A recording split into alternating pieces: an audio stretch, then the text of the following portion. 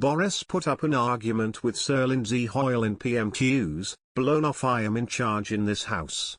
Boris Johnson clashed with Commons Speaker Sir Lindsay Hoyle today, ahead of a showdown with his own MPs over plans to ban them from paid political consultancy work. The Prime Minister insisted that he wanted to find a cross-party approach to the sleaze rows and admitted he had made mistakes in the handling of the Owen Paterson case. Mr Johnson had ordered his backbenchers to support a plan to block the suspension of the ex-minister for breaching lobbying rules, but was forced to make a U-turn. The sleaze row dominated PMQs, which saw Mr Johnson rebuked by Sir Lindsay following his exchanges with Labour leader Sir Keir Starmer. Sir Keir said he wanted a new approach based on two key principles: that MPs should focus on their job in Parliament and that no one should exploit their position in order to advance the commercial interests of anybody else.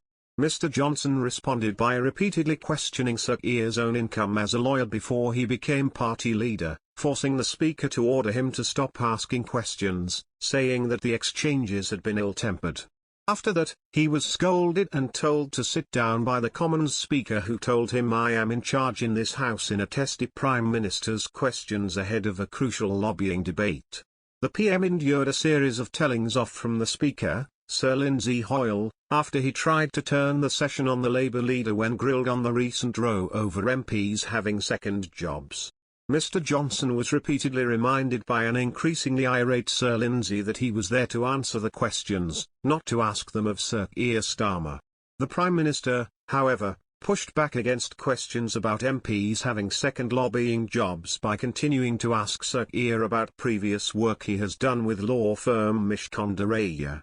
Sir Lindsay cut off Mr Johnson and said, "I don't want to fall out about it, I've made it very clear. It is Prime Minister's questions, it's not for the opposition to answer your questions.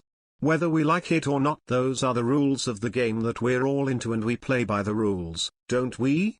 And we respect this House, so let's respect the House." After Mr Johnson attempted to ask again about Sir Keir's links with the company, an angry Sir Lindsay ordered him to sit down. "I'm not going to be challenged. You may be the Prime Minister of this country, but in this House I'm in charge," he said. Mr Johnson previously said he wanted to find a cross-party agreement on M.P. standards following the row over second jobs.